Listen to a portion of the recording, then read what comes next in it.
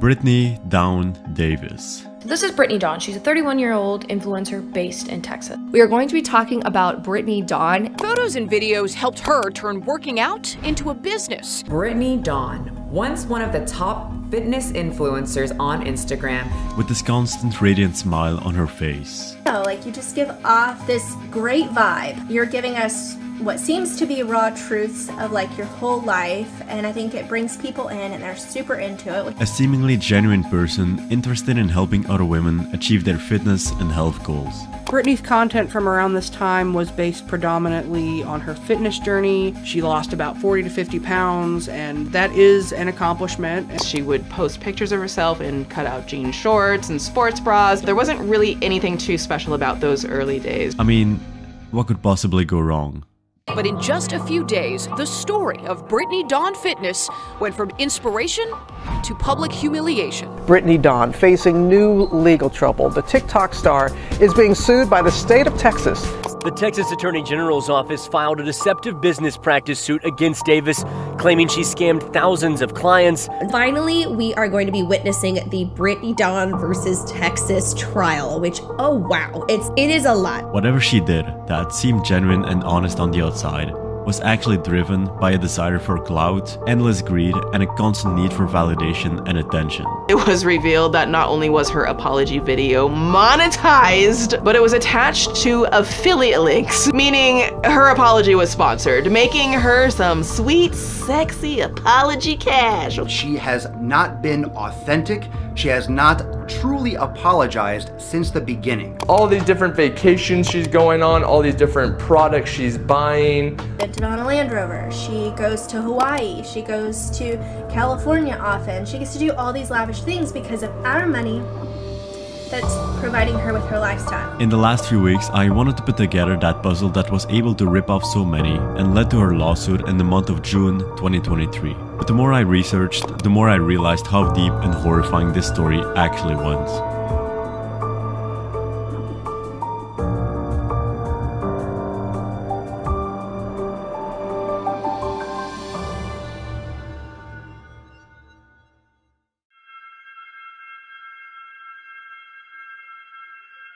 To capture and share the world's greatest moments. That was the original vision that Kevin Systrom had for what later became Instagram. It initially started as a check-in app, Bourbon.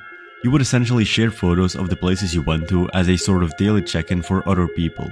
I got excited enough that I think I came up with Kevin. I was like, look, if you ever do this for real, like, let's have a conversation. And I think that first meeting we had about it, actually, I was like, count me interested. Within a year, he had built an app called Bourbon, named after the whiskey he enjoyed drinking. It was quite a misleading name though, as the app had nothing to do with the drink. The app was a way for people to say where they were, or where they were planning to go, a kind of check-in app that let people post pictures of the places they went, and earn virtual prizes the more times people went out.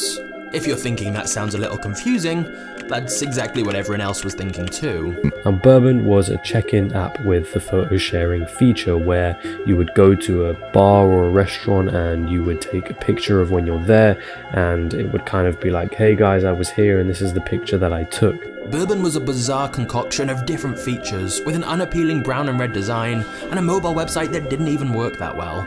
Problem was that even after getting up to $500,000 from investors, Bourbon was a complete failure. I mean, it only got up to about 100 users compared to the current 2 billion monthly users of Instagram, whilst not being very different from it. No matter how much money investors throw at you, there's just one thing that they can't change. And that's how the market reacts to your product or whatever it is that you're selling people. And it turns out that Bourbon didn't have as good of a response. We were both kind of burned out. We had decided that Bourbon wasn't going to do anything. However, even though Kevin now had a business partner and funding from investors, there was one big problem. Bourbon just wasn't that popular. They had around 100 users and were really struggling to grow. You see, the Bourbon app only really got to about 100 users, and that was it. What made it change so drastically? Well, it was by asking one good question. Why do you guys even use Bourbon? And with that question, Kevin and his partner Mike realized they had approached their app the wrong way all along. It wasn't so much the checking in that people valued so much, but it was the photo sharing aspect. We basically stripped away everything and said, all right, if we want to just make this particular experience of taking a photo, sharing it, being really proud of it and excited to share it, and making that really quick, how do we make that incredible? They made those last couple changes, solved a couple other problems on the way, launched the app, and just like that, Instagram became a huge success. Instagram was launched on the 6th of October 2010, and on that very same day, it turned into the top free photo sharing application, piling on 25,000 users. The first day Instagram launched on the App Store, it gained 25,000 users. Within a month, it had over 1 million users. We're sitting there watching us cross 1 million, and it was like, did we just do that? I mean, you had Snoop Dogg, Justin Bieber, Obama, and so many other celebrities join the app. Instagram was the new big thing at the time, and that also attracted many less famous people for business opportunities amongst other things.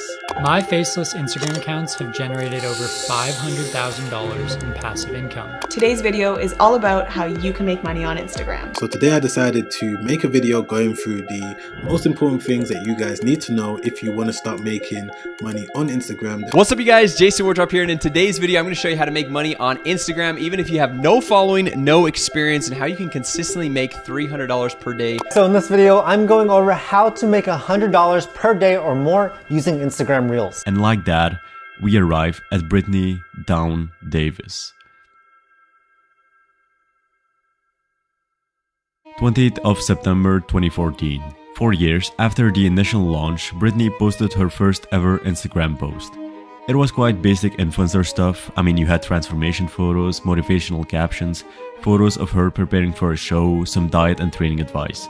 Nothing too special for a fitness influencer at the time. Motivational captions that are unnecessarily long or not that motivating. Now, there wasn't really anything too special about those early days. She would post pictures of herself in cut-out jean shorts and sports bras. You've got your standard healthy snack photos, your travel vlog videos. She was really known and she tried to brand herself as one of the original IIFYMers, if it fits your macros. So basically like food freedom, living free from dieting restrictions. Brittany Dawn's social media posts were pretty standard for an influencer at that time. Her big catchphrase was Oreos every day, meaning if it fits your macros, you can always have dessert. But see, even though her posts seemed quite generic and basic, she was subconsciously doing something that would eventually lead to her immense growth. People follow you based on the value you provide, or more specifically, the perceived value they see in you. If they deem that value to be high enough, they'll follow you or they'd want to be associated with you. That is why influencer merch and other products often work so well. That value people see in you can come in many forms. You know, this can be the information you provide or the way you entertain people. But it can also be things like the specific niche you're passionate about, the quality of your content, or you being relatable. The point is, people will follow you and watch your content if they get enough value from you. In the case of Brittany, what she provided was a dream. Other women would essentially look up to her as motivation or inspiration. They wanted to look like her, or more specifically recreate that transition from point A to point B. The content that made her the most popular were her transformation and before and after photos. Brittany's content from around this time was based predominantly on her fitness journey rather than her spiritual one, going from an attractive skinny brunette to an attractive skinny blonde. I'm kidding, of course. She lost about 40 to 50 pounds, and that is an accomplishment. It makes sense, you know, first you look at her physique, she looks very impressive. Second, even in 2014, we already had issues with body dysmorphia. Will people think I'm this hideous monster when I go out? I used to sit in the lounge and with the curtains drawn because I was paranoid that someone would look in. Some studies from 2014 reporting that 25% of women felt ashamed of their appearance, 43% felt down or low, and just over a quarter felt disgusted by it. Of those numbers, 40% felt anxious because of it, 45% felt depressed, and 15% of women experienced suicidal thoughts or feelings. I mean, it just goes to show how important body image is for people. Back in 2014, you already had these unrealistic body standards portrayed everywhere you looked. Magazines, advertisements, songs, these standards were everywhere. They just got progressively worse and worse over time. It doesn't surprise me at all that women following Brittany desperately wanted what she had or felt dissatisfied since they didn't have what society pushed so hard. Brittany was appealing to those women who felt dissatisfied with their appearance. She wanted to use her platform to give back to all the women of the world that had been where she said she used to be, unhappy, unsatisfied, stagnant. I mean, we've all been there, but Brittany decided she could promise a way out. I was in a stage in my life where I was looking to lose weight or inches or find a better, healthier way to live life after having a baby. The initial attraction that Brittany created was through her looks. You know, people saw her and wanted to look like her. Then she gained their trust by sharing not only diet and fitness advice, but also the struggles she experienced in the past. And I remember seeing these girls online and thinking like, I just want to look like them. Like, I was walking around this college campus and I see all these girls who are super confident in their skin and they're glowing and they're happy and they're bubbly and they're just getting all this attention. And then there was me. I didn't have the confidence on the level that they had. I didn't have the self-esteem that they had, and I wanted that so badly. Shortly after that, I had slipped into my very first eating disorder and within weeks had dropped 45 pounds. Brittany had managed to build this image of her being an honest and caring person. That would be one of her biggest advantages. She would essentially share things she had struggled with in the past and then show how she overcame these struggles. This would make her content very relatable and trustworthy. You know, many people have these same struggles in life. To name a few, she battled 3 eating disorders, depression, anxiety, panic attacks, and so on. That authenticity, transparency, and honesty made her very likable to her audience. To top it all off, she often described herself in a couple different ways. She was an eating disorder soldier, your coach, your confidant, your biggest supporter and friend. She was there to push you, mold you, and help you find that person you've always wanted to become. When it came to the outside, it was very hard to find a picture in which she doesn't have a massive smile on her face, and this is still the case to this day. She also mentioned she was NASM certified. The NASM, or National Academy of Sports Medicine, is essentially an institution where you can pass a certification exam to earn a credential for personal training, nutrition, or wellness coaching. This was according to one of our clients who purchased one of her plans. People started to believe she was a professional, that she had a multiple-year training in that area. At least, that's what it looked like. She marketed herself off as a professional. So people really trusted her and believed in her ability to give them fitness and nutrition advice, and I feel like that's why her following grew pretty quickly. People really trusted her opinion because she would really present herself as a professional. On top, we have to acknowledge that individuals with a large following are often perceived as more credible, which is something known as social proof. It's the idea that the majority always knows better, and is why people tend to think that she's qualified simply because of her following. I mean, you combine all those things together, the complete transparency, the free diet and training advice, the dream body with a constant radiant smile on it, how could you not trust her? And that right there, a perfectly crafted image and a massive trusting audience, that could lead to very good opportunities. During the year of 2014, after she had managed to reach some success, Brittany launched her company named Brittany Dawn Fitness LLC. All of this led Brittany Dawn into making her own fitness and nutrition programs. In 2014, she started her own business, Brittany Dawn Fitness LLC. The concept was quite simple. You had Brittany's story, a blog, and fitness packages or programs, which essentially were the big focus of her website. Everything was either talking about her approach to training and dieting, what you could expect from her and her team, the programs itself, testimonials, client success stories, and so on. There was a big focus on marketing these packages.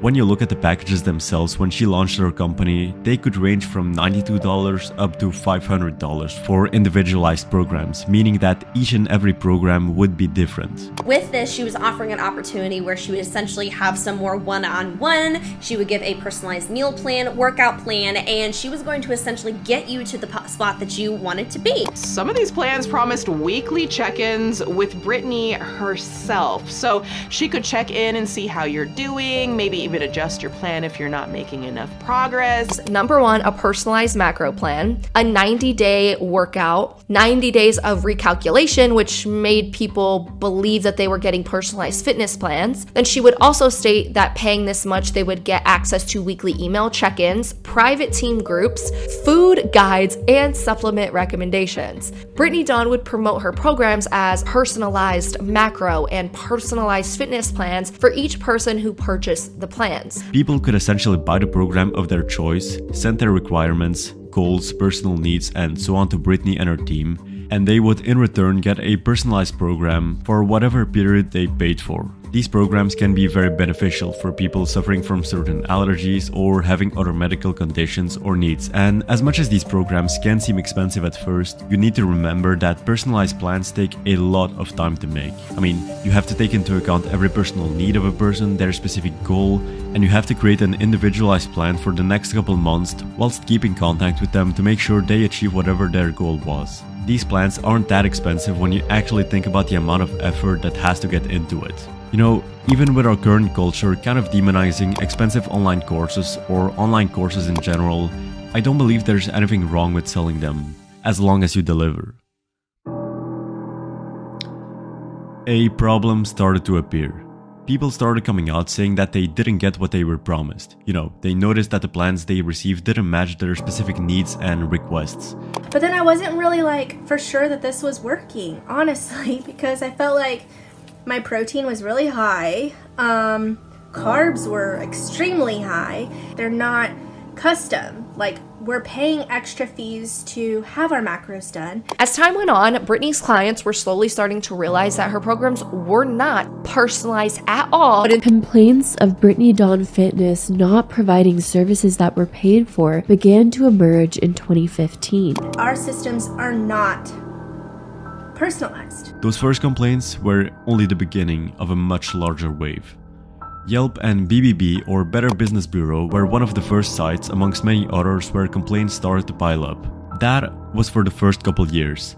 After that, complaints and questions started to appear under her post. Whether it was YouTube, Instagram, or Facebook, it didn't matter. People wanted answered. They wanted to know what the hell was going on. Why in the world did they receive such an incomplete and unprofessional plan? Take for example Angie Bullock, who in 2015 paid $92 because she wanted to look good for her wedding and she cared about that individualized aspect. She was promised to get everything personalized from how and what she would train to her diet plan and everything she could and couldn't eat. What she received was essentially a list of foods, their nutritional values, and how much macros and calories she could have on training days and on rest days. When it came to training, she was expected to do 2 hours a day, and she wasn't even told what to do. She basically just received a list similar to her food list, but for exercise. Now, I could understand if you made an advanced athlete train for 2 hours a day, but we are dealing with completely average people when it comes to exercise here, not advanced athlete whatsoever. There was even the case of Melina Brunson, who herself posted a video calling out Brittany and how she got ripped off. Our systems are not personalized. She essentially paid $250 for a 60-day plan, for which she received the exact same plan as Angie, with the exception of her name and other variables like weight, height, and age. Then came the case of Kenzie, who paid $300 to, again, get approximately the same documents as Angie or Melina, which this time didn't even have the right name on it. That was not at all what I received. I actually received the first document I received didn't even have the right name on it. It was someone else's name. Whenever people tried to contact Brittany because she had promised them one-on-one coaching, she wouldn't respond for months at a time, or she would send automated messages always repeating the same things, whoever the person was. The one-on-one was not very one-on-one with Brittany. People allegedly experienced just minor support messages, but nothing that was actual of substantial or benefit to them in regards to the fitness journey. And rather than providing individualized coaching, Brittany would just give generic feedback. A copy and paste message like, "That's my girl, you're killing it, and you've got this, babe." We never got anything back other than just, "Oh girl, you're doing so great." But I'm like, how am I doing great? Because I'm not losing weight and inches aren't going anywhere. I would get really generic responses like, "You're doing great, keep it up, girl." I was supposed to get weekly check-ins and consultations with her, and I did not receive those consultations at all. I emailed and she never got back to me. And I made sure to let her know that I was concerned. And my response that I got within, no lie, 45 seconds of sending it was, "Nice work, babe." And after that, I told her that I was done. With all those things happening, I couldn't help but think, how? I mean, what we're witnessing is complete and utter incompetence when it comes to business management or even just coaching in general. First you wonder, Then you look deeper and you find out that Brittany had never been registered in the database of the TDLR, or the Texas Department of Licensing and Regulations. Essentially, the TDLR is responsible for licensing and regulating a broad range of occupations, businesses, facilities, and equipment in Texas. In short, this means that if she's not on that list, she's likely never had any type of professional training or education in nutrition or coaching. At the time of when she was selling and starting this course, this program, she did not have any qualifications in regards to fitness or nutrition or anything like that. And what I have read online, the articles I've seen, she was not an actual personal trainer back then, but she was really presenting herself as someone who was a professional fitness trainer and someone who was really educated in nutrition. We could not find any records of her being licensed as a dietitian in Texas. Just want Brittany to get help. We want her to stop advising people on nutrition and fitness because she is not qualified. No certifications, no licensing, nothing. Now, does it mean that she doesn't know anything about it? Of course not, but it becomes harder to believe. Whenever someone would call her out on social media, her first reflex was to block or remove the complaint. She deleted the comments and blocked me immediately. I commented on one of her pictures and I was like, hey, I sent you emails, I've messaged you, like I'm supposed to be doing this. Deleted it right away. It seems like she was straight up ignoring, but to go as far as deleting, this is not an accident. It felt like Brittany was in such an overwhelmed position by the endless complaints that she tried to do everything to make her problems vanish and just forget about it. But at this point, there was no coming back. It could very much be the case that she was overwhelmed by the amount of success she managed to get early on, but that can serve as an excuse for what she had done up until this point and for everything that was still coming. No matter how many comments she tried to delete or block, she was already so deep into it and so many people had been ripped off that it was impossible to just ignore it. Plus, whenever she tried to block or delete them, all it did was make people angrier and more annoyed. These emotions would then lead to an event that would be so big that it would be the leading cause to the end of Brittany's fitness career.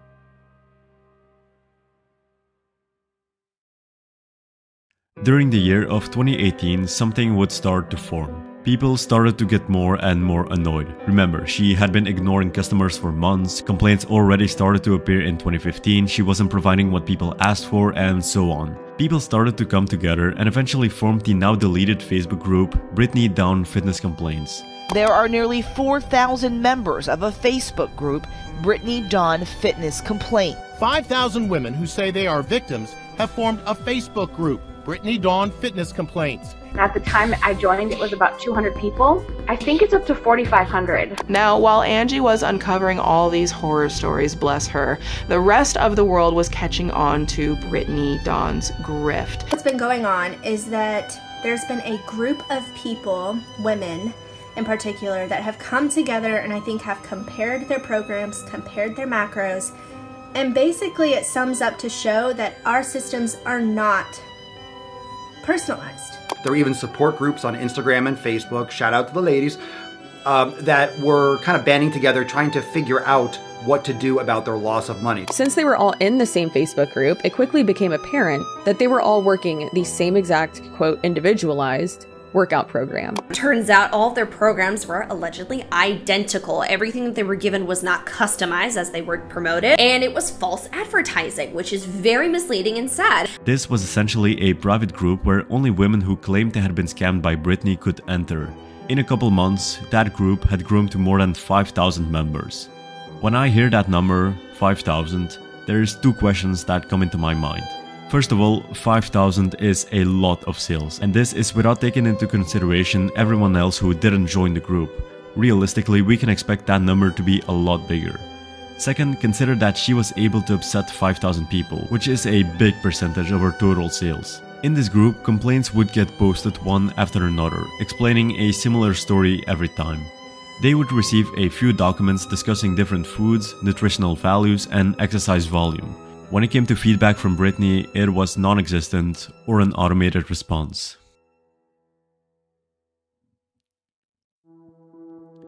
Not long after the group was formed, on the 4th of February 2019, a petition against Brittany was made to have her, or the FTC, otherwise known as the Federal Trade Commission, shut down her business. We know upset customers didn't think much of her interview. Many are contacting attorneys or complaining to the Federal Trade Commission. That petition, in only a few days, reached up to 11,000 signatures. 11,000 have signed an online petition calling on the Federal Trade Commission to stop Brittany Dawn fitness scams. Lippin signed the growing Change.org petition online, which already has over 11,000 signatures.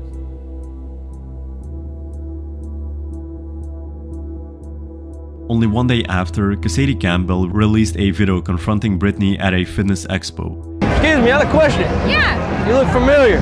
Yeah. You look like you stole my daughter's money. Cassidy is what we could consider a prank YouTuber, similar to channels like That Was Epic or Steven Shapiro, amongst countless other channels. He would make this video confronting her, with the goal of bringing awareness to the situation and to the petition, which he would link in the description of the video. Even one YouTube prank star confronting Brittany and asking why she's scamming people. Shortly after that, a video went viral on YouTube where Cassidy Campbell made a prank video where he confronted Brittany at a fitness expo, pretending to be an outraged dad, demanding she give back the money she stole. The guy's still funny, I just don't like him. But that being said, he trolled Brittany Dawn Fitness, which would dramatically help fuel the 11,000 signature. Let's say that video was a success. Everything was collapsing around her, and as a last attempt to rescue her empire came her infamous apology.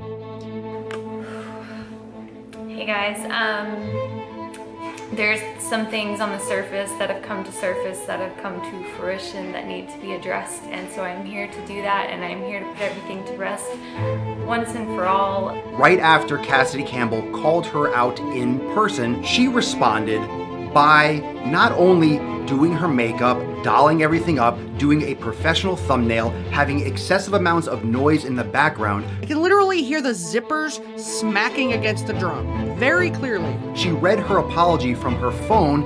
I apologize to anyone who feels like they got scammed from me. I'm sorry you felt scammed. She's not even trying. It didn't come off as authentic right now, but it was a little bit of a, in my opinion, horrible, not true, not really good apology to people who felt duped. Said she made a mistake, but how can you make that mistake for 4 years? Brittany may say that she took accountability with these videos that she did apologizing, but those videos are now deleted, so clearly she didn't actually believe in the apology.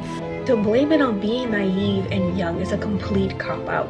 You were 28, in your late 20s. At that point, you should know right from wrong. If you really want people to accept your apology, you have to back it up with action. That apology would have made the Liver King's apology look credible in comparison. She sits there with a bad sound quality, reading everything from her phone, trying to be overly emotional. I mean, people, they couldn't buy it. Then you look more closely and see that the video had been monetized and linked with affiliate links, meaning she had tried to make money off of the whole drama happening. It was revealed that not only was her apology video monetized, she monetized the video, but it was attached to affiliate links, meaning her apology was sponsored, making her some sweet, sexy apology cash. What followed after was a multitude of events happening very quickly one after another.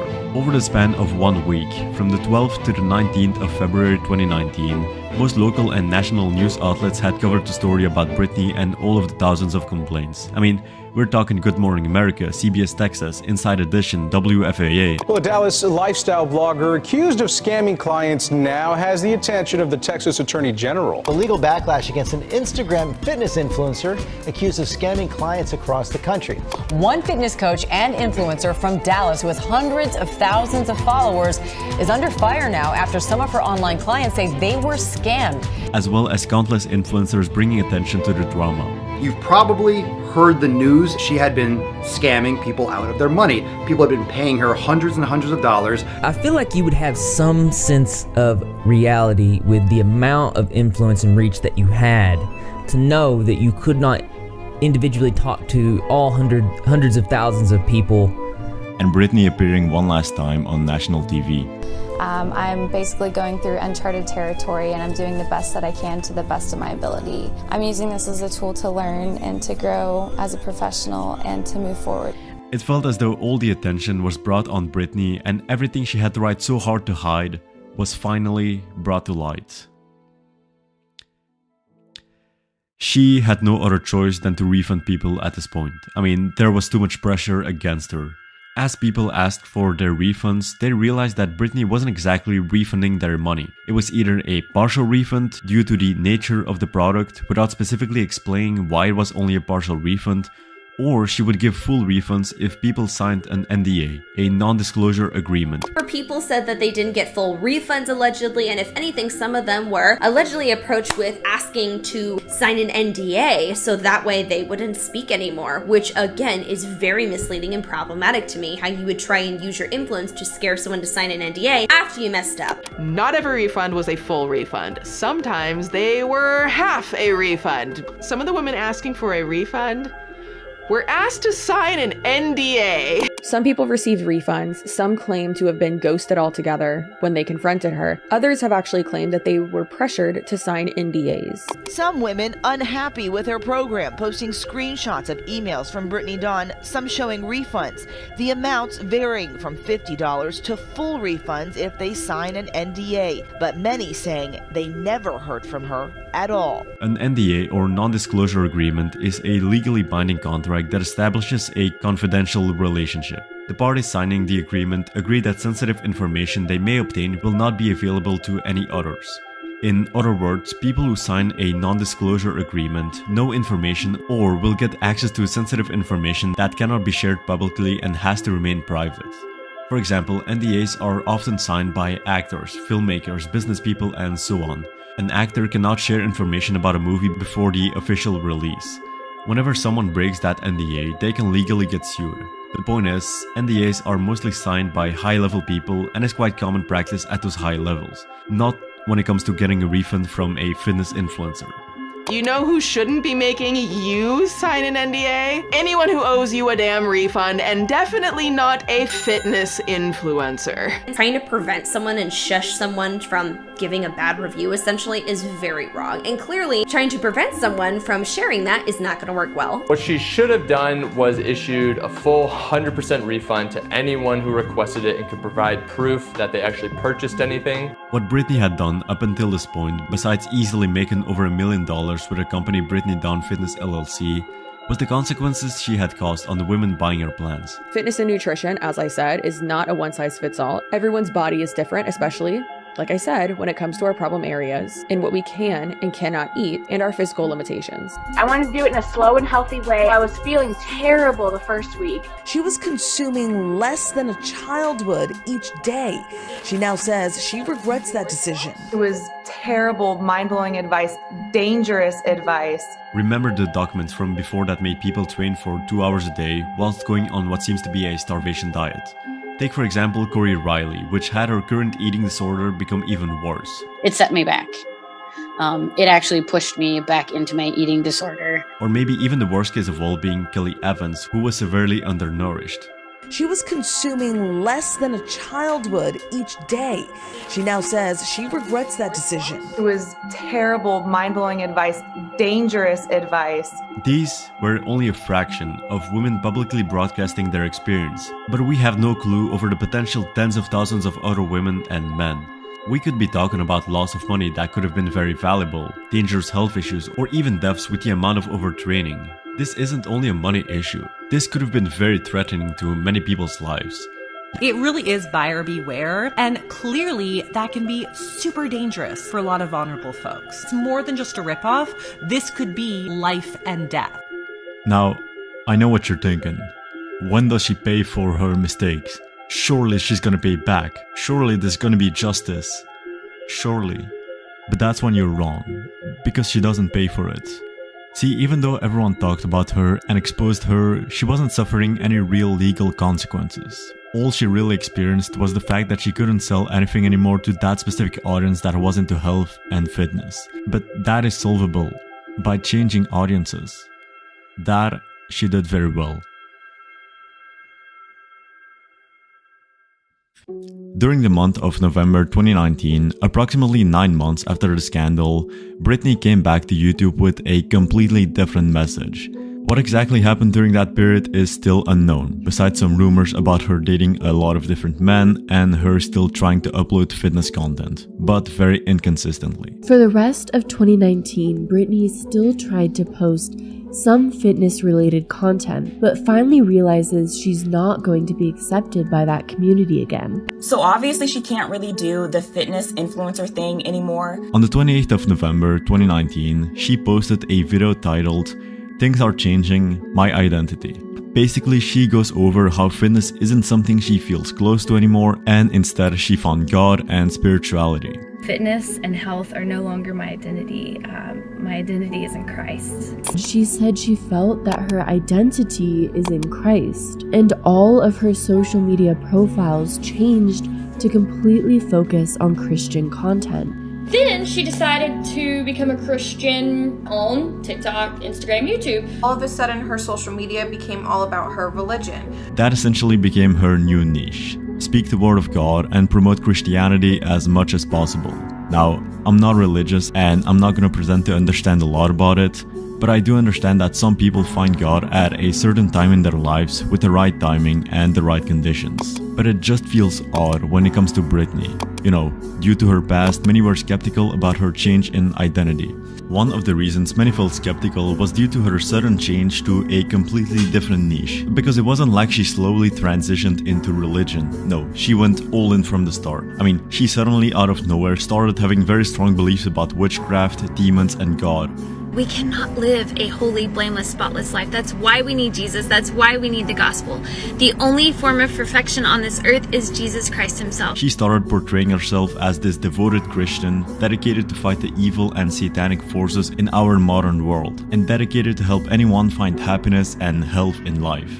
You know, not only did it feel too quick, but it also felt forced, like she was trying to force people to believe she was a good Christian. Now that Brittany's an evangelical, she has some very strong feelings about demons and witchcraft, and pretty much anything that threatens her status as a very sincere and not at all performative Christian. But it's very convenient that after her scandal, she became a very loud and proud, God-fearing woman. It's almost as if she's trying to hide behind this persona of poor Christian woman being bullied online, even though it's not bullying, it's people trying to hold her accountable for her actions. Brittany Dawn has really been leaning hard into the unhinged Christian content niche. In any case, whether she was trying to make up for her past mistakes by doing as much good as possible, or she was genuinely trying to become a better person, people, they had a hard time believing her. How could you blame them? People have doubts and feel like the faith content might be a means of escape from accountability for her previous ills to thousands of women that put their health and maybe their lives in danger. When one content style stopped working for Brittany Dawn, she quickly and with ferocity pivoted into a brand new content style. Almost like being a God-fearing woman became her new brand because her fitness brand tanked. Since those people didn't believe in her anymore, all she really had to do was target a new audience, a new untapped market. You know, if she couldn't sell to one audience anymore, all she really needed to do was move on to another one. That she did very well. One of the ways she managed to rebrand herself successfully was by starting to post on a completely new platform, TikTok.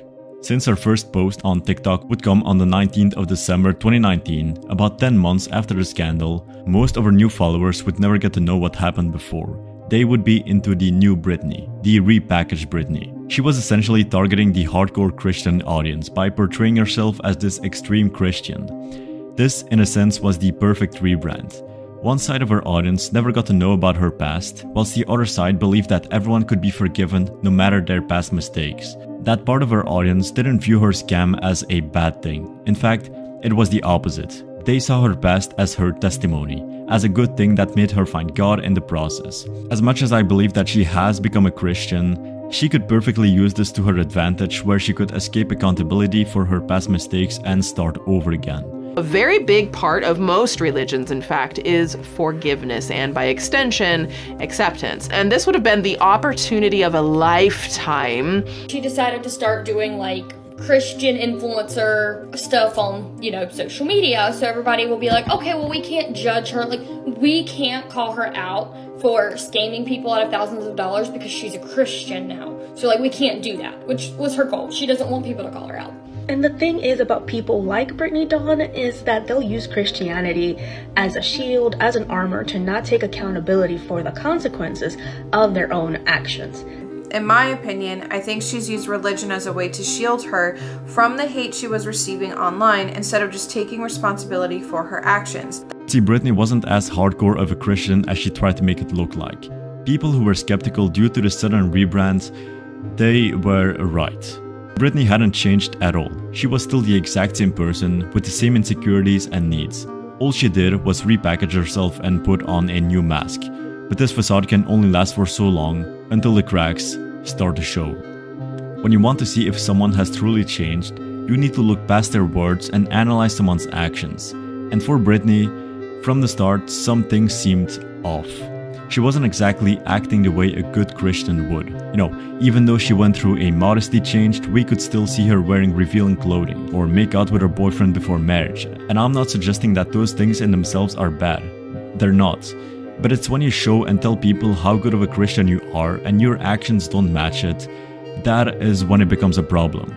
In addition, her content felt forced. It felt like she was oversharing and desperately trying to portray this image of her being a good Christian and that she had moved on from her past addictions. One of those addictions being her cravings for constant attention and validation. In that video she made on the 28th of November 2019, she briefly mentioned that she had an addiction to attention, and since her connection with God, she did not feel that need anymore. I tried to get so much validation from social media for years, and there's still so many people out there doing that. Why? Why did I care? All for what? An empty feeling. Trying to find your identity in this world is completely and utterly exhausting, and I learned that the very, very hard way. We were placed on this earth for one reason, and that reason alone is to live and walk and love and have a true intimate relationship with Jesus Christ. Yet, since her return on social media as a spiritual leader, everything seemed to revolve around her. It was about her change, her new look, her faith, her story. It felt like she was the only focus and that her accomplishment were all she cared about, which is often known as pride. Like I mentioned previously, I'm not religious and I won't pretend to know a lot about it. But even I know that pride is part of the 7 deadly sins and is often considered one of the gravest sins to engage in. In the theological sense, pride is defined as an excessive love of one's own excellence. As a deadly sin, pride is believed to generate other sins and further immoral behavior. That doesn't sound too Christian to me. Engaging in one of the deadly sins and other non-Christian activities was already showing cracks in this image or facade she had tried to build.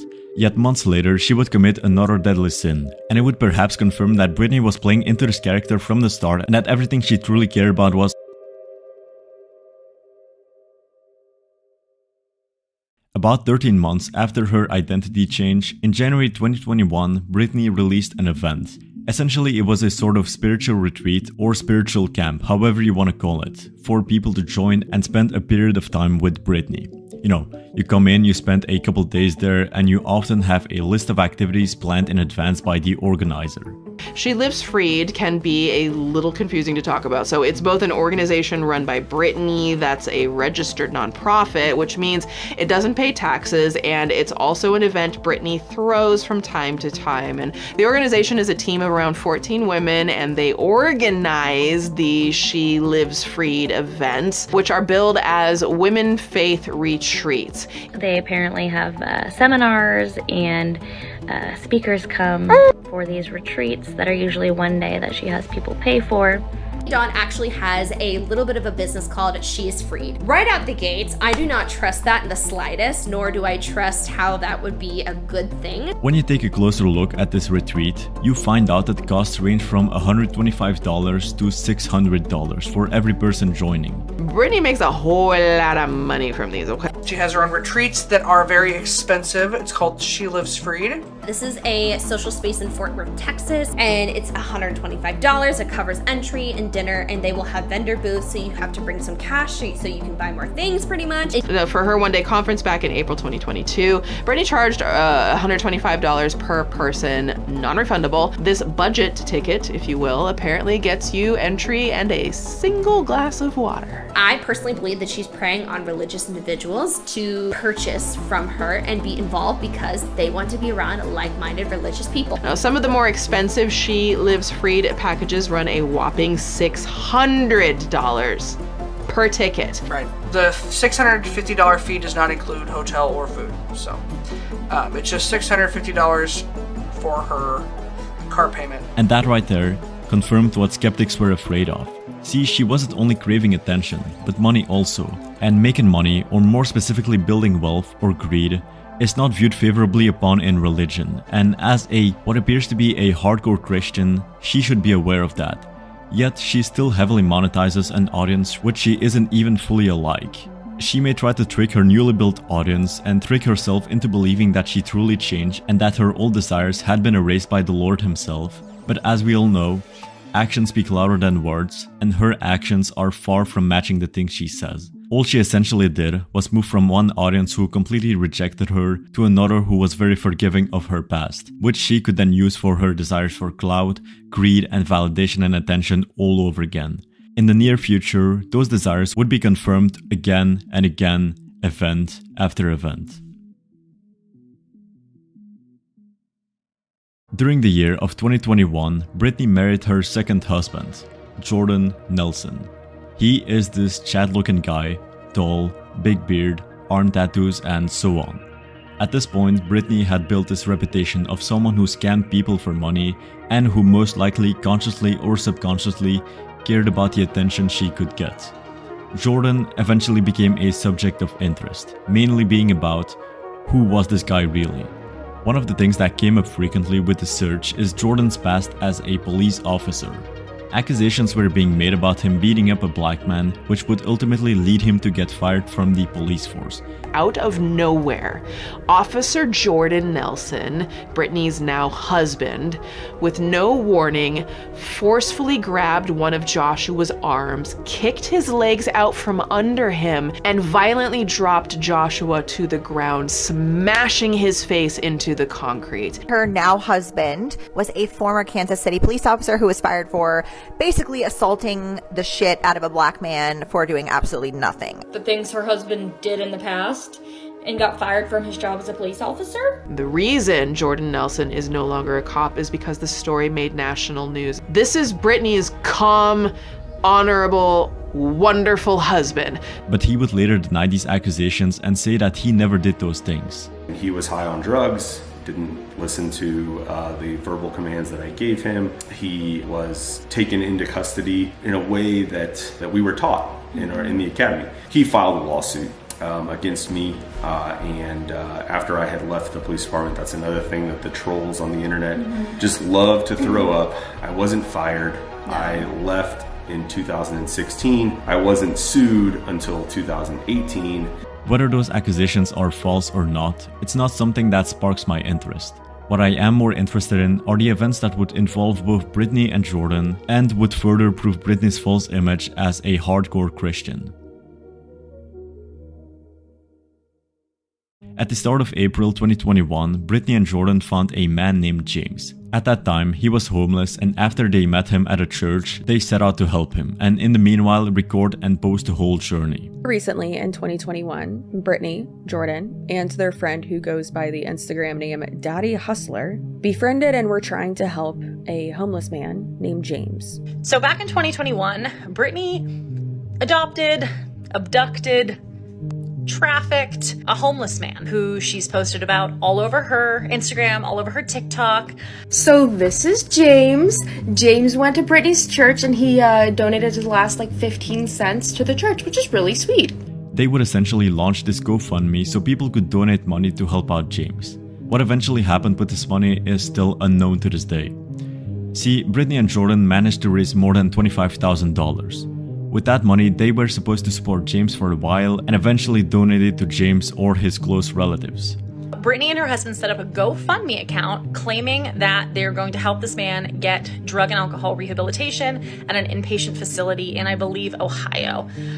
She raises $25,000. Like, yay, amazing. People have been touched by this story. Like, what a beautiful display of Christ's love and, you know, Jesus-like empathy and compassion for a person who's currently suffering. He housed him, gave him a hotel, kidnapped him and sent him to Ohio to go to rehab, even though he expressed multiple times that he didn't want to do it. So the rehab center that they took James to was in Ohio, and it was called the Alpha House.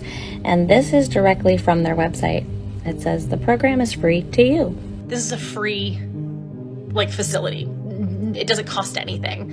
At most, Brittany and her husband spent a couple $100s on maybe flights and a hotel. Clearly, the treatment facility did not need that $25,000. It's totally possible that they just haven't said anything, and they've given it to him. They've handed it off. They said, "Here you go. Here's this gift. Enjoy." But knowing Brittany, probably not what happened. What the family and James ended up receiving was about $6,000, even mentioning they never heard of the GoFundMe and the donations. I still talked to Jordan because I didn't want to deal with money. I didn't know there was this whole account. I didn't know any of that. So you had no idea about that they were funding for you and that you were supposed to get that money? Yeah, I found out later. They were talking to my family, but never got any. When James, this man, got out of rehab, he heard that there was money set up for him. He tried to contact Brittany and her husband to get this money, and they blocked him, and he has never heard from them again. $25,000 was raised on the GoFundMe, and I can send you this the screenshot of that too. And from what you say, you only got $6,000. So we're trying to figure out what happened to the rest of that and hold them accountable, because what they did is not okay. Only a few months later, Brittany started to post photo after photo of their upcoming wedding.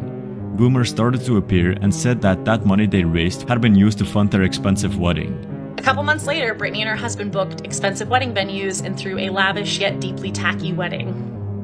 People are just, putting two and two together and realizing that money they raised for a homeless man most likely went towards paying for her wedding. She started posting really extravagant pictures and videos of her wedding in 2021. Now, for legal reasons, I am not saying Brittany Dawn Nelson defrauded a displaced man to fund her lavish wedding to a man named Jordan Nelson. No, I'm not saying that at all. No, sir, I don't believe it.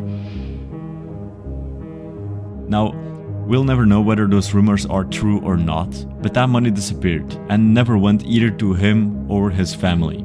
Afterwards, you noticed that all those videos did bring them money, and they had profited from that event without considering all the attention they could also get.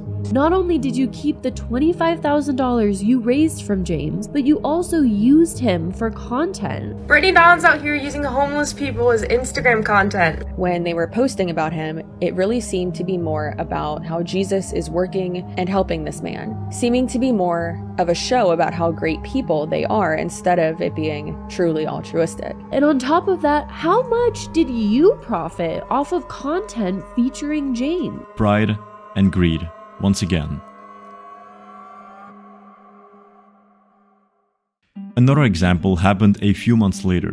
During the month of October 2021, she released a video titled, "My Heart is Shattered, My Dog Died in a Hit and Run." In it, she essentially explains that they both left for groceries, and when they came back, they found that their dog had been hit by a car. So she goes on to explain in this video that she leaves the dog outside while her and her husband go for a Lowe's trip, only to come back to see the dog lying in the street, alluding to the fact that the dog had been hit by a car.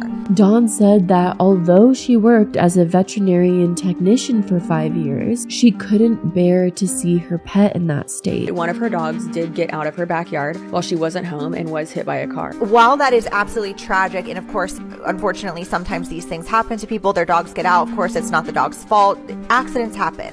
That is not the problem here. They later clarified months after the accident that the dog was in such a bad state that they had to shoot him. Instead of taking her dog to the vet to receive treatment, her husband shoots the dog to put it out of its misery. So according to her, her husband brought her into their home where she stayed while he shot the injured dog. Did Jordan Nelson just shoot his dog?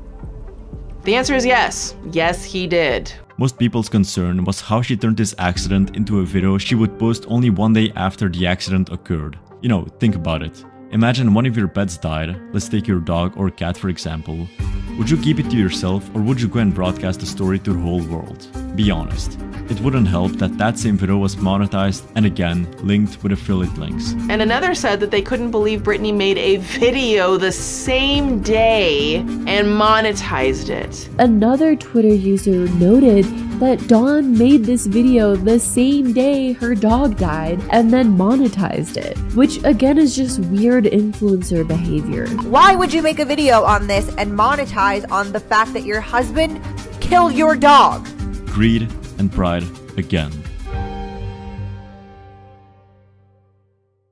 Months later, they announced that they would become foster parents. On December 12th, 2022, Brittany announced to her 400,000 followers on Instagram that she and Jordan had officially become foster parents in the state of Texas. She's becoming a fucking foster parent. A foster parent. Essentially, this is when the biological parents are unable to take care of a child and you take over that job as a foster parent. Most of the time, these are temporary changes, meaning that at the end, these kids go back to their biological parents. Oftentimes, it's not permanent, even though it can sometimes be. Your job is to be a placeholder in order to help get that child back to their mother. The job of a foster parent is as a caretaker only, and the goal is always reunification, getting the child back to their biological family as quickly and safely as possible. Family reunification, which means giving said foster child back to their biological parents, is always the #1 goal. Anyone who preaches that it's not otherwise is a fucking liar. This, in the majority of cases, is a very wholesome thing to do. You know, you're taking care of someone's child until they can take care of them again. But, just like every single event beforehand, Brittany ended up broadcasting this child online, likely using it for views and money. Then she decides to be a foster mom and grift off of, fostering. Foster kids are not just other toys you can go buy at Target. In my opinion, she definitely views kids as props and accessories. You're exposing this child to the entire goddamn internet as if it's a trophy for you. Brittany, not everything has to be posted onto social media. This time, she linked those videos with specific foster parenting products, making extra money off of it. Brittany is trying to monetize this child and her foster journey on social media. It seems, based on the evidence, that Brittany Dawn Nelson exploited a foster child for content.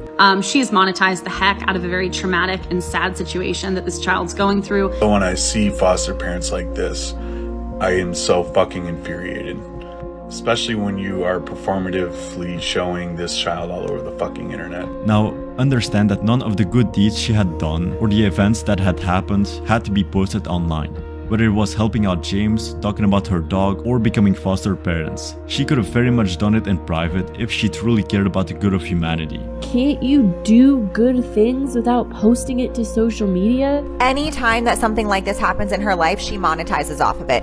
She gives her dog away, she makes a YouTube video and gets money off of it. She gets divorced, she makes it her entire personality, makes money off of it. You could have kept that to yourself and just helped someone. This fucking Jesus white savior complex bullshit is a cancer.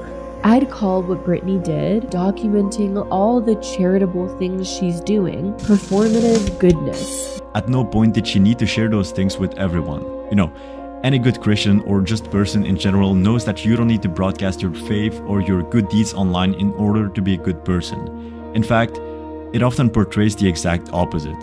It portrays you as a person who seeks attention and validation from people and who doesn't actually care about doing good. But whilst they were happily living their lives, oversharing to the public, seeking attention and building wealth, something else happened that everyone had been waiting for impatiently for the last few years and would be a complete relief to many. On the 1st of February 2022, the state of Texas filed a lawsuit against Brittany for the years-long fraud she had been involved in. The state of Texas, on February 1st of 2022, the Texas Attorney General Ken Paxton filed a 12-page lawsuit against Brittany Dawn Fitness LLC. Brittany Dawn has a lawsuit filed against her from Texas. She is being sued out the ass. Now that's a big deal. These documents accused her of and said, defendants profited from the sale of online fitness packages to thousands of consumers with the promise of personalized nutritional guidance and individualized fitness coaching. However, the online nutrition and fitness plans delivered to consumers were not individualized. Defendants also failed to provide the promised coaching and check-ins. Defendants largely ignored customers' complaints or, if they did respond, offered only partial refunds. In this case, we are alleging that the defendants have made over $1 million in the sale of online fitness packages to thousands of consumers throughout the country. Brittany earned over $1 million from her fitness scam. How do you even do that? Like, I'm actually genuinely amazed because that also shows the amount of people who are screwed over, in my opinion. Brittany then denied all accusations, saying that she did deliver on customer needs, she did deliver every personalized plan, and people received their coaching and weekly check-ins. Now remember, she had 5,000 clients. The state, on the other hand, explained they received hundreds of complaints claiming the exact opposite, that people did not get their plans and so on. In their responses to interrogatories and in their request for disclosure, they are denying the allegations of the state. They're denying these violations. And one such example is basically saying, Your Honor, that all these consumers received the coaching that they were promised. How the fuck do you customize work for thousands and thousands of consumers that are purchasing maybe around $300 things and then it totaled up to around $1 million in sales? It's not customized work at all. Well, Your Honor, that's against the greater weight of hundreds of consumers who have come forward to the state and said we didn't receive the coaching we had requested. So to that end, Your Honor, I need to see it all. I need to see all the material to understand who did and didn't receive coaching in order for me to be able to prove to Your Honor and to a jury the nature, extent, and gravity of the violations. Since she denied all accusations, she had to provide the necessary documents for the state to do their own research and prepare for trial. This lawsuit was asking between approximately $250,000 and $1 million. The state of Texas is looking to get $250,000 to $1 million that they're going to use on clearly their own attorney fees in order to do this lawsuit, but they are also wanting to pay back consumers that did not get these refunds and were hurt in the process of the Brittany Dawn fitness scam. It's a $1 million lawsuit based off of her scamming many women who paid for fitness and meal plans that she never delivered. The Attorney General's office is seeking between $250,000 and $1 million in penalties and court fees, according to the lawsuit filed February 1st in Dallas County Court. And it was even said that Brittany Dawn Davis is about to become one of the first influencers to have her social media empire probed by a jury trial. The biggest public reckoning so far regarding accountability in the creator economy. It isn't like she's getting sued by another person. She's getting sued by an entire state. Brittany Dawn is being sued by the entire state of Texas. This is not like just a basic lawsuit by any means. And I mean, I'm saying basic as in like two other people that like it's their own little world, right? This is an entire state that is suing this woman. This trial felt like a relief for many. They felt as though justice was brought, that she was finally paying for her wrongdoing. But of course, not before she brought them through hell one last time. During the month of September 2022, Brittany had a court hearing with her attorney, the jury, and the state's attorney discussing details about the court case. But our goal was to get at the meat and potatoes of this case quickly so that we could jump into depositions and be ready for trial. So the hearing starts off with Brittany, that's of course kind of watching. She's not at all speaking at all with this, which I'm not surprised. But then she has her attorneys and other people that are there. And so it starts actually arguing off with saying, hey, we want to get this started. 5 months ago, there was a court hearing for Brittany's case that the subreddit covered, TLDR. Brittany sits there silently the whole time. So at first, again, it starts off with everyone just kind of doing their little bit of introduction, who's speaking, who's not, and then it kind of dives into a discussion of why they're here and what the hearing is for. Basically, Brittany and her attorney had to file in all the necessary documents for the trial to take place and allow the state to make a discovery. This meant providing all the documents of her clients, their names, addresses, phone numbers. She had to provide proof of purchase, their personalized plans, and so on. They had a first deadline of 10 days, which they did not respect. After 158 days had passed, those documents were still not delivered, and at this point they had requested extensions for a total of 48 days to deliver them in, saying that they had a lot of documents to find and that it took a lot more time than they thought it would.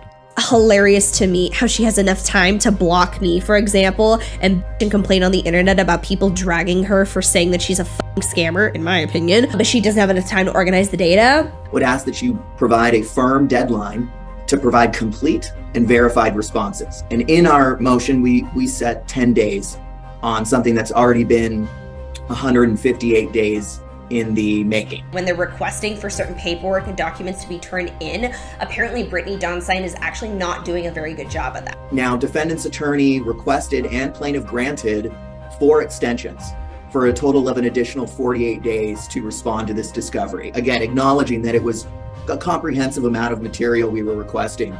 I'm just making jokes here, but like, hi, I'm Brittany's lawyer, and while we're doing our best and we're cooperating, it just takes a lot of time to get our documents together. Are you positively, absolutely, fucking for real kidding me? Stop that. And again, I don't fall for that because they kept bringing up this thing of like, well, it just takes time, we need more time, we need more time. I'm sorry, Brittany, baby, you have had years to get this shit on lockdown. These documents had to come in on the 24th of June, approximately 5 months after the lawsuit was filed. Those documents were not delivered on that date, even after requesting multiple date extensions. 2 days later, on the 27th of June, Brittany sent incomplete documents to the state. She then requested for an additional 45 days, which the state refused, and eventually settled for 30 additional days to send the proper documents. About a month later, Brittany and her attorney still hadn't filed any documents on time, and on the 25th of July, the state's attorney, James Hollian, sent an email to Brittany and her attorney basically asking, "Where are the documents you needed to deliver?" To which they would respond, "Documents are on the way, we just need a little more time." Remember, they had over 6 months to deliver those documents at this point. I had to send an email going, essentially, where are the responses? Within 8 minutes of my email, we got an immediate response that they would be serving responses shortly, etc., etc. This conversation is pretty much saying, hey, we need to have all of the documents and everything submitted, and they haven't yet. Why have they not? And I don't feel like that there's a lot of cooperation on Brittany's end, which I fully agree with this guy. I don't think there's enough cooperation at all. The state and their representatives had a strong feeling she wasn't cooperating well, and that she wasn't taking this seriously. That feeling would only get confirmed from this point on. 2 days later, on the 27th of July, Brittany sent the required documents to the state. At this point, dates become quite blurry and it's not very clear what happened and when. But what is sure is that those documents had been sent that day. Only problem was that the documents she sent were first of all extremely excessive, second not organized, and third again incomplete. She had sent approximately 52,740 different documents that were not organized, meaning that the state had to go through each of them individually to classify them, which they did, and they realized that at the end, those documents weren't even complete. In fact, they were far from being complete. Brittany's side gave 52,740 documents. By the way, that was not organized, okay? Thus far, we produced 52,747 pages of documents. Can't even imagine the interns and everyone who had to be on board going through 52,000 pieces of data? That is the entirety of the documents that Ms. Nelson has responsive to the AG's request. She doesn't have anything else in her possession at this time. So it's a bunch of data and it looks like separate emails and documents all over the place that lack organization and lack any sort of help to make this easier on anyone, which again, in my opinion, Brittany is lazy as fuck for that. Why in the hell would you send over thousands and be like, oops, there you go, not my problem. Of the 52,000 documents, less than 2,100 were actual clients. Of those 2,100 that they found in the documents, only 1,638 had actually been identified by Brittany, meaning that the data is inconsistent with what she provided. So it says less than 2,100 people were clients. 1,638 consumers have been identified. So there is an inconsistency in the data provided by Brittany's side. They found about 575 additional people that Brittany did not mention. You know, when Brittany sent the documents, she also sent a summary of what they contained. That was where the inconsistency was. After this, Brittany mentioned how much money the 1,638 customers actually paid. That number came up to $169,000 in total. Yet, when the state went through her PayPal account, they found that this number actually amounted to $1.56 million, or almost 10 times more than she mentioned. You can see here that missing payment information, that is 89%. This is over $1 million of missing payment information, where she has only identified 169,736, which means she has only identified 11% of the payments that she received. A lot of the PayPal information is missing. It says the sum provided by Brittany for 1,638 consumers was around 169,000. However, the PayPal records for Brittany shows instead $1.56 million. Furthermore, for about 90% of clients, there was missing information, such as phone numbers, addresses, and so on. Then she failed to provide documents of the personalization of her programs to people. She only showed 103 documents that were personalized out of the 2,100, and the rest of those documents were missing, most likely because she never personalized them in the first place. In a sense, it felt as though she only showed the personalized plans she actually made and tried to make the rest disappear. Out of those 52,000 documents that the state had to go through, there was little useful information. Her attorney and her then went on to argue that those missing files were due to her being blocked on PayPal and couldn't access those documents, and that her website went through a server change, meaning that most of the information was lost in the process. And this is so perfect how this has just completely disappeared, is they have it to where they say Brittany was locked out of her PayPal, so they can't get access to anything. Allegedly, she was saying that it all got deleted. That's why she can't produce any more evidence or produce any more client information, is because it just got deleted. In simple terms, servers are hosting platforms for websites. Examples include Wix or GoDaddy. These are platforms where you can host your website and have a domain attached to it. This platform will then retain information about the purchases done on the website and other valuable information. Now, it is possible for you to change servers, for example going from Wix to GoDaddy, in which you transfer your website and domain. During that process, information that was assembled on one server can get deleted, and the website starts brand new on the other server. Yet, in a lot of cases, that information still stays, which means that this excuse may have been false. Brittany's attorney would go on to claim that they had done their best to cooperate and that there is nothing they can do more for now. In the meanwhile, Brittany and her attorney had given the state access to her email, where they found that she didn't give all the information she had to. They could still find more information which she hadn't sent to the state. I mean, to me, this just feels as though she was trying her best to win as much time as possible and make it as hard as possible for the state. First, by not sending the documents in time and constantly requesting extensions. Second, by sending so much incomplete and inconsistent information that the state had to physically go through each document. Later, on the 6th of May 2023, a few months later, after they managed to put things together with the information they had an official trial planned. That trial would go on to get postponed by the state, and stated that they were not yet sure when it would take place. So Brittany Dawn's trial was supposed to be on the 6th, it got moved to the 7th, and now it's being moved again. The trial was set to begin March 6, 2023, but it was delayed until May. So that trial was supposed to start on March 6th. It's been postponed until May, but it is still happening. I don't know the exact date, but we know it'll be in May. Eventually, in the end, Brittany and the state settled for her to pay a total of $531,320 as follows, instead of going to trial. First, $300,000 in civil penalties. This is the amount she had to pay for the actual scam. Second, $100,000 in restitution. This is to somewhat pay back customers. And third, $131,320 in attorney's fees. Those are the fees she had to pay for her attorney. She was ordered by the court, by the state of Texas, to pay $400,000 in restitution. She went to trial. She was ordered to pay a total of $400,000. So a $300,000 settlement and then $100,000 in restitution payments. She was making these posts today about how like Satan's just trying to attack her and bring her down, and you know, like God is giving his toughest battle to his strongest soldier. All the like Christianese stuff that she can say so that people won't call her out. Every inconvenience in your life is not caused by the devil. There's so many people in the body of Christ that are just under like heavy spiritual attack. Someone having a differing opinion, religion, lifestyle than you, that is not the devil attacking you. That's what's called life. Brittany, God is not giving his toughest battle to his strongest soldier. He is literally asking you to pay for the consequences of your own actions. She now gets approximately 36 months to pay off those fees, and her settlement will then be over. As much as people would love to see this whole thing stop, the story of Brittany Dawn Davis doesn't end here. In fact, it feels like it's only starting.